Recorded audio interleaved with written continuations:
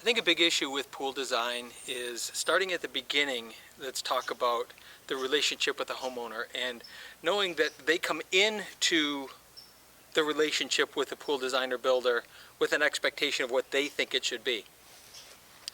And maybe it's just because they really know what they want, or it could also be that they just have this general idea of maybe what they've seen before that they think they kind of would like. And it's important to interview them and find that out first. And then after you get all the wish list ideas of what they think they want or what they've seen, then it's really boiling it down to, well, why did you like this feature and why did you like that feature and what were you thinking about this or that?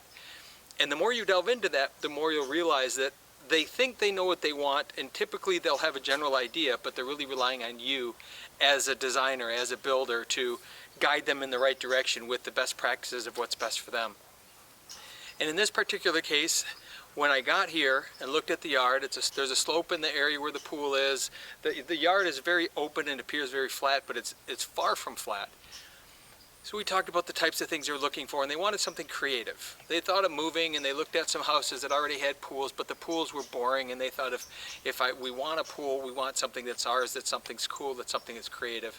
And my idea was, let's use the difficult grade in the yard to our advantage to make something interesting, because elevation creates interest. To me, elevation equals interest.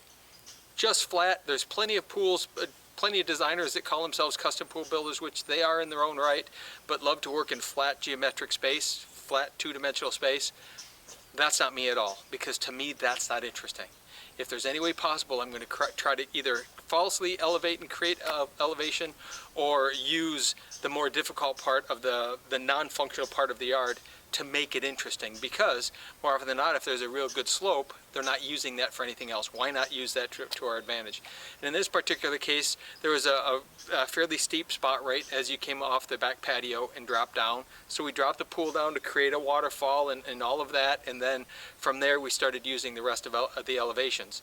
So what I would recommend is, when you get there, evaluate the yard for sure to see if it's the scope of something that you even like to do, as well as hopefully you've pre-interviewed the homeowner to see, are they even your type of customer? Are they even going to be within the realm of the genre of types of things that you like to do?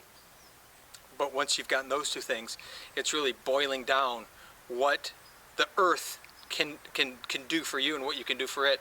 And then more importantly is find out, does the homeowner really have a clear idea of what they're looking for, or do they just think because they saw some stuff that it would work for them? In a lot of cases it just won't work. In some cases it absolutely will, but in a lot of cases it won't. And I think it's the designer's job to really boil that down and spend that time and effort and really figure out what people want.